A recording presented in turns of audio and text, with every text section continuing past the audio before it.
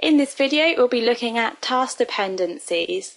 This includes what is a task dependency, creating task dependencies, type of dependencies, as well as deleting those dependencies. So there are usually always task dependencies in a project because some tasks must start or finish before others can begin. For example, in this project, in arranging a party, you can't send out your invitations until you have written your invitations. So there are two concepts to consider here. There is the predecessor task and the successor task. And the writing the invitations is the predecessor because that becomes first in the relationship. And the successor task is sending out the invitations because that comes afterwards. And you can establish task dependencies in a number of different ways, so choose the one that you find the most easiest to use. Firstly, one way is you can do it. If you go down and select both of the tasks you want to link together, and you go up here, use this button here, link tasks, and this will create a task dependency, so you can see this visually displayed on the Gantt chart.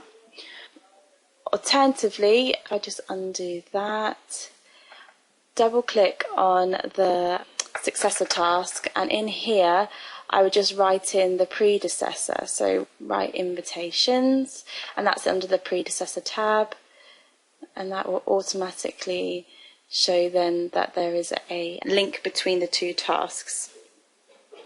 Just undo that. Another simple way, you could always just type in the predecessor column the number at the top, so 8 is write invitations.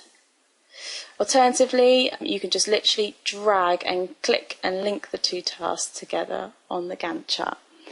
So that all shows different ways of linking the tasks. And also you can link more than one task together. But another concept to consider is the lag and lead times of task dependencies.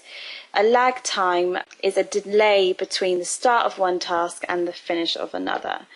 And you can change that on the Gantt chart if you find it easier. So you can just simply drag this out to see from the arrow that there's a dependency, and the gap between the two bars is the lag time. Alternatively, if you drag that bar the opposite way, that will show a lead time. There are 4 basic dependency types that you can select. I'm not going to go into detail about them, but just so you're aware, you've got the start to finish, finish to start to start, and finish to finish. Finish to start is the most common type of dependency, but to view others, double click on the task, and you can simply change in the type column the different types of dependency, as well as changing the lag time here. Now you've created all your dependencies, and they should all visually be displayed on the Gantt charts. But if you decide at a later date that you want to start deleting those dependencies, you can do that in a number of different ways, which is similar to the ways that you added your dependencies previously. So either you could select the two tasks that are linked and simply press the unlink button, undo that. You can delete from the predecessor tab here. You could double click on the task and then just delete it from here, or double click on the arrow and then delete it from the task dependency box.